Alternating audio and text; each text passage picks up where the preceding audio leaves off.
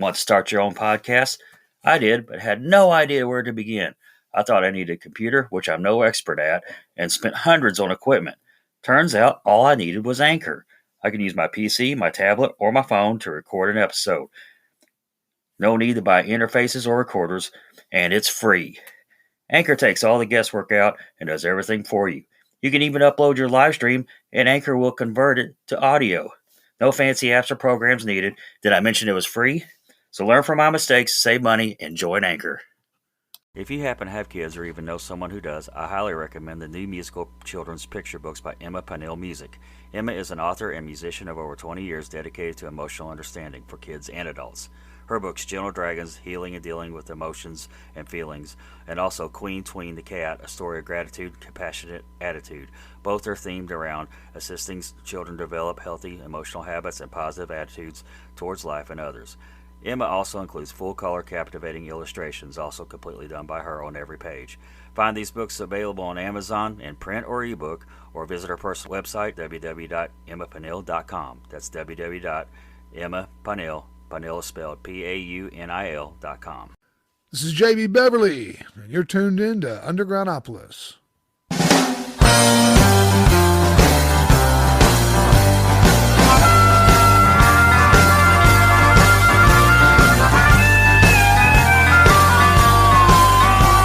High up on a mountain, a man damn near froze.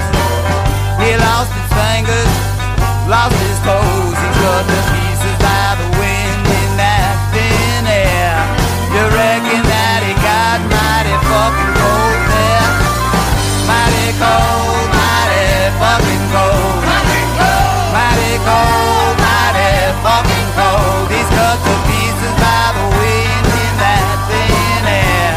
You reckon that he got mighty fucking cold there?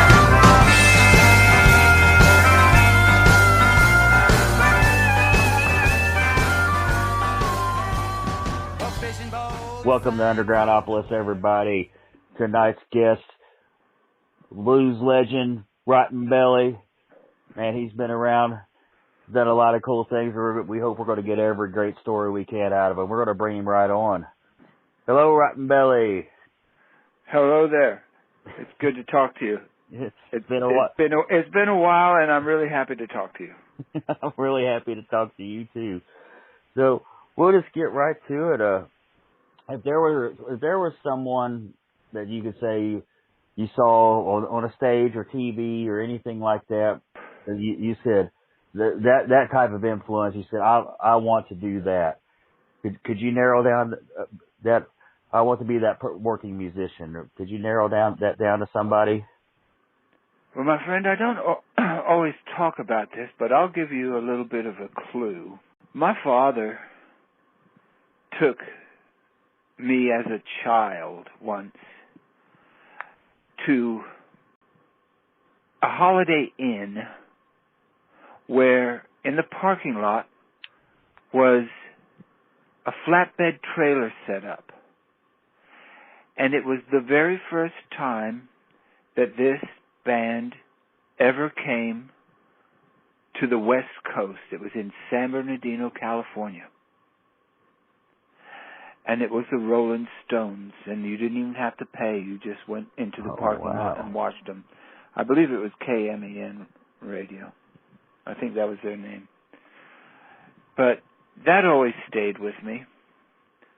And I was pretty fortunate because my father took me, and it was a few years later, of course, but he took me to a place outside of Los Angeles, and I got to see Jimi Hendrix. Oh, wow. And I was with relatives of mine in the Los Angeles area, Venice, Santa Monica, and it was when the Doors were starting. So I've seen several of the people that I would say influenced me, not in how I play so much, but probably, let me just say, how I've lived. Man, you got to see Jimi Hendrix. That's a, whoo. Rolling Stones were very young too, man. Yeah. Well, believe me, if they wouldn't have ever become the Rolling Stones, you know what I mean? Because I was so small and stuff, I would have never known what was what.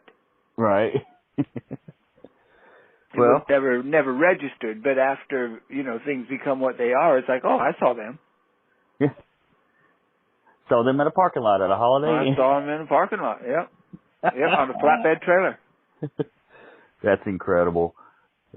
Well, in your own music, how would you describe the music you create? I've been kind of fortunate to where, having listened to what I've listened to, grown up with what I've grown up with. Do you have a particular creative process? What's that like? Well, now you promised me you wasn't working for the cops, but sometimes it just happens in the middle of the night in like a dream. Sometimes it happens in a day when you're traveling down the road and you wasn't thinking of anything, and it just pops in your head. Sometimes I just sit down with a guitar and something's in it. There is no pattern of doing anything in it, and it's not like I'm sitting around trying to make nothing up. Like I said, when it comes to me, I have to go figure it out. Right. Let's see here. Lost my place. It's a good thing I'm grounded in mine. Let's see. You have a particular favorite show you played that you could tell us about? Well, let me just say this. I thoroughly enjoyed, a couple of years ago, we did several nights over a period of a couple of weeks at a venue in Clarksville, a range of tunes that went through, let me just say, from way back in the beginning to right up to the currentest time. And I like to do stuff like that. It's pretty hard for me to say I can go out and do a show and play what everything is I want to do, because there's so many songs anymore. I mean, I can't go out and play the latest record. Actually, I'm already into the next record by that time. By the time the thing comes out that somebody can access their own self, I've already moved into the next place, and I'll be playing those songs. So really, I would say my favorite kind of shows are where people can, let's just say, be close to what we're doing, and somebody might be a little familiar with it, but at least I'm not foreign to them. You that night we played at Pier 118. Mm-hmm. You told me a story. I think you were out in California. You said, and like you just played something, and some TV crew showed up, and you didn't. I think. Oh, how we got on TV or in the video, and how I learned about that. Of course. No, I will tell you right now. I was playing a show. It was the Ramona Bowl. It's in Riverside County, sort of out in the desert, but it's a staged style event place with just rocks in the background, a hill. At which point, I've kind of come to the realization that every time I went out to do anything anymore, I had to think that could happen.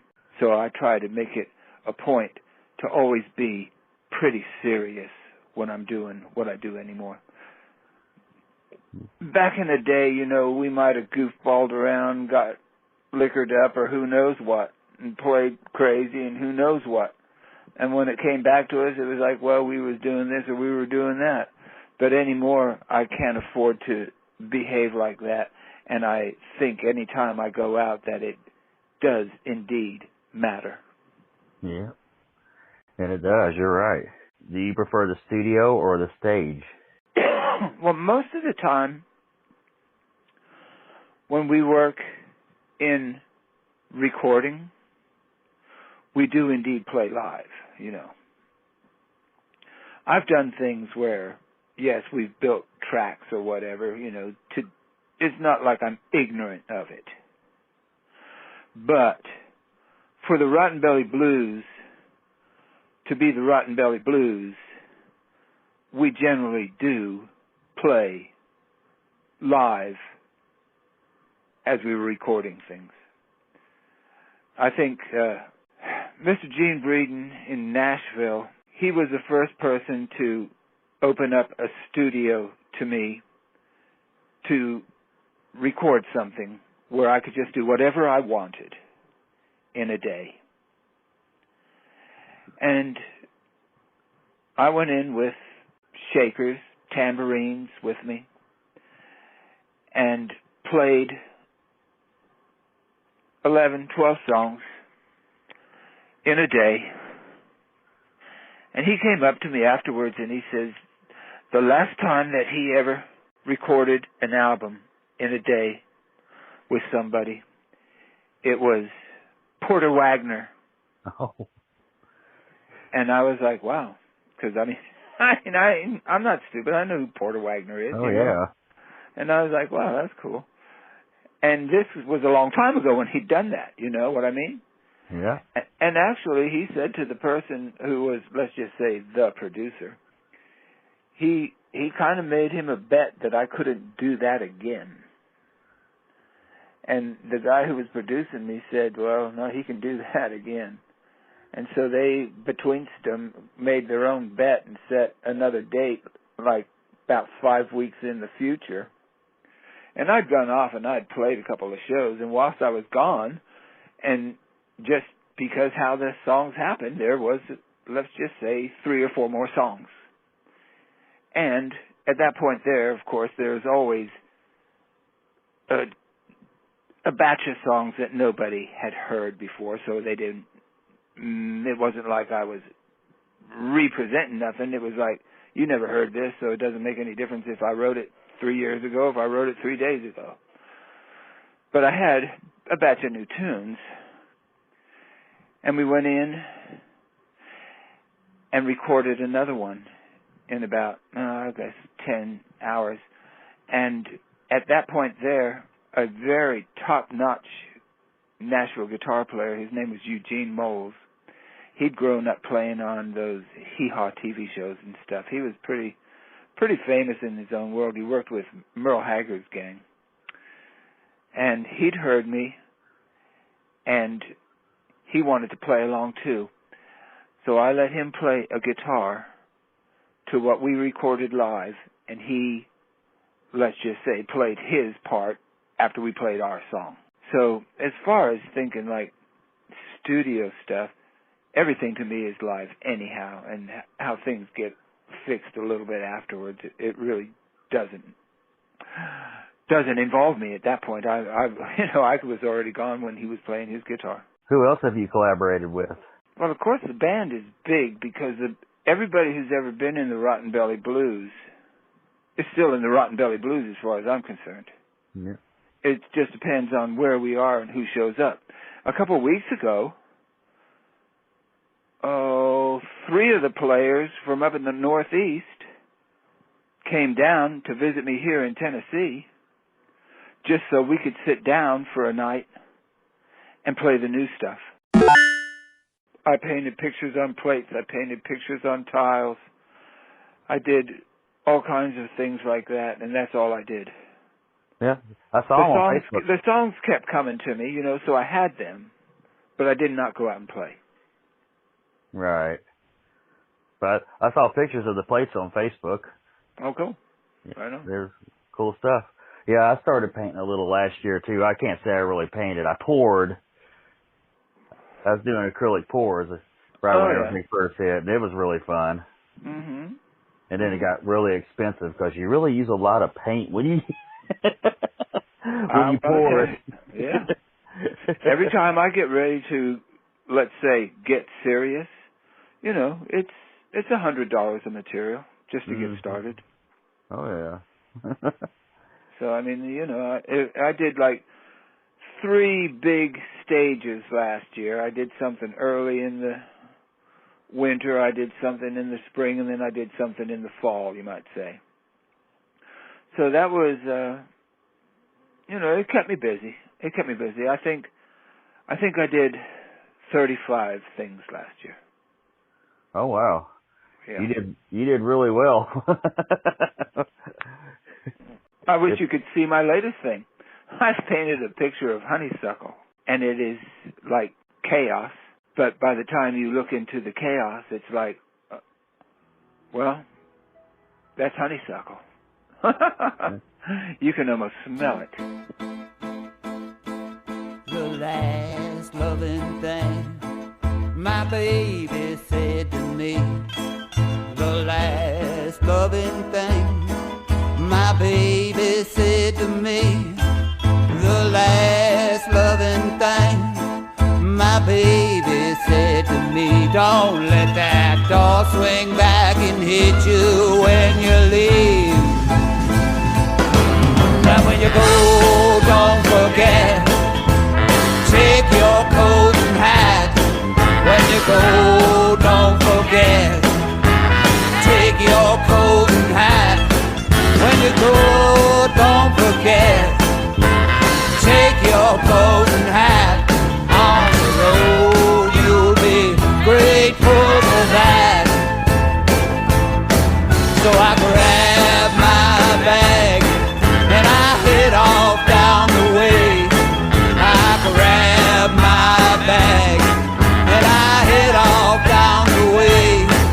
I grabbed my bag and I head off down the way, recalling the last loving thing I heard my baby say. And the last loving thing my baby said to me. The last loving thing my baby said to me. The last loving thing my baby said to me. Don't let that door swing back and hit you. There's a couple things I kind of always pull out, and one of them's called The Last Loving Thing. Oh, that's a great song. Yeah. I always, if somebody says, well, play me a song, you know what I mean, and it's like whatever mood I'm in or state I'm in, I can always play The Last Loving Thing. I can't always play everything. Besides the fact that, of course, a lot of things are on different guitars. I mean, they just are. My guitars, each guitar don't have all the songs in it. All the songs are spread out over different guitars. It's just how they work. I think that night we were there, I think you played a 12-string. Now, a 12-string guitar to me is like a workhorse. Oh, yeah. And it does cover a lot of territory with songs. But in my new batch of tunes, there is no 12-string. So in my new batch of tunes, most everything is just on a 6-string resonator. So that's what I'm working on now. And the latest album was called what now? Tell me again. Well, the last one was called Good for the Road. Okay. And Good for the Road has the song Wake Up Bailey on it. And, I mean, if you listen to Wake Up Bailey and you think, oh, how does somebody do that? Well, of course I stole it. You know what I mean? It was just like something that was in my mind forever. And then I met Bailey. And then it was like, oh, wait a second, it's about you, even though I stole it from somebody who was like 75 years ago or something. Who knows? It's just like that's the language. That's the language that I talk in, is that kind of bluesy talk, I guess. That's just what it is. So that is... Go ahead. I'm sorry. I would say I've been fortunate in the sense to have been exposed to a certain amount of stuff, and in being exposed to it, I don't want to say like they was I really want to say they was so influential that even though I never tried to emulate somebody to that point, no matter what, they got inside me. And I hope that when people listen to what I do, if they think, oh, that sort of got a sense of this, or that has a sense of, Howlin' Wolf, or whatever, it's not because I'm trying to channel Howlin' Wolf. It's just that whenever I heard Howlin' Wolf, he got inside me. Is the new album, the current album, that's on Spotify and YouTube and everything, right? Oh, yeah, you ought to be able to find that on all those sort of things for sure, yeah. There again, it came out in the last year when you couldn't go out and do anything about anything, but yep. I felt like, well, as long as it was there for people to find, the people who are interested will find it, and if somebody hears it and likes it, they'll tell someone else. So that's the way it's gone around. I've been there again. People contacted me from France, and it was like, oh, we heard this and we heard that, and I was like, oh my goodness. I was so happy to hear from somebody from France liking what we did, and I don't even know how to talk French talk, but they understood the blues. Maybe you have to set up a tour there in the next year or so. Well, I'll tell you quite honestly, one of the tunes that's made me the most financial return as far as songs go, and that's basically in the world of music rights and things, the music rights and the playing on the radio, stuff like that. The one that's ever made the best for the Rotten Belly Blues was a song called Think of You, and it was played to death in Ireland. I was amazed. Oh, yeah.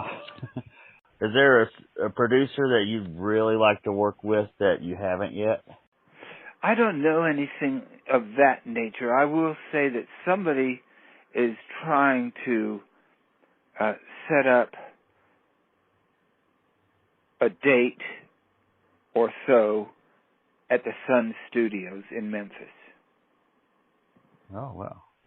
And the only reason that I would have ever had this presented to me was because they'd actually gone there and done a session. And whilst they were there, they were talking to the people who run the studio, and they told them about how we work, which is live. And these guys was like, well, that's how we like to record things. And it was like, well, let's make this happen someday. And it was supposed to be last fall, but of course everything was still messed up, so we didn't do it. So we were still trying to put it into the future, but all of that stuff's handled by somebody else. It's not like I can my own self say, oh, let's go. All right. There's a lot of coordinating sometimes to some of this stuff. And I'm not a good coordinator. That's why you have people, huh? Exactly. Believe me, I entrust an awful lot of this sort of business to other folks because I get sidetracked. I might start playing my guitar in the morning, I might start painting in the morning, and I might forget about everything else except playing my guitar or painting. When can we expect another album? Well, let me just say, I've got another one in the bag. I've got it ready to be recorded. I don't know how the band will set up. I don't know where it will happen. But that's why the folks came down a couple of weeks ago, as I told you, so that they could be a little bit familiar with what the tunes was that I was messing with now. Because for the most part, I'd say I've probably got 16, 17 songs ready to go. Anything you'd like to plug in, website or anything like that you'd like to plug in before we start wrapping this up? I'm going to say right now, I'm hoping for a good year for everybody. I'm really planning on doing some of the best work I've ever done this year. And however it happens, I hope you'll get to hear it. To think you've been some other man's tears me up, makes me wanna die.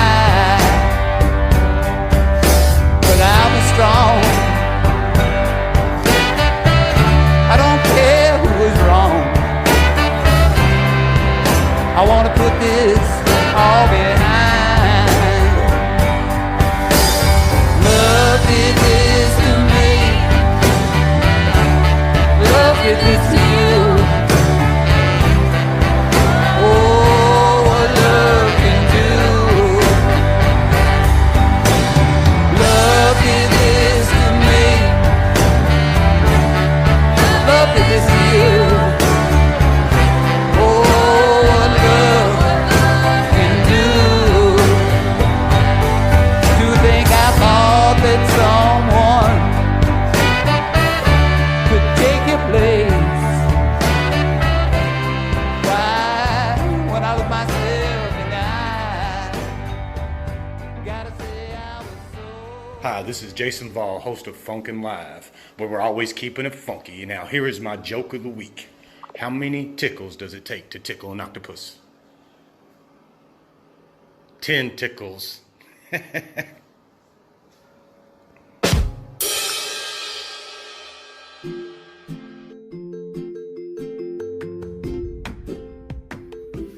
That is all our time we have for now. Thank you for listening to Undergroundopolis. Remember, we do this every Wednesday night, bringing you new and exciting artists every week. Be sure to hit up their websites and social media and stream or download their music. If you like this show, please follow us on Facebook, Instagram, Spotify, any streaming platform, and leave us a review as well. I'm your host, Rob Lyon, signing off.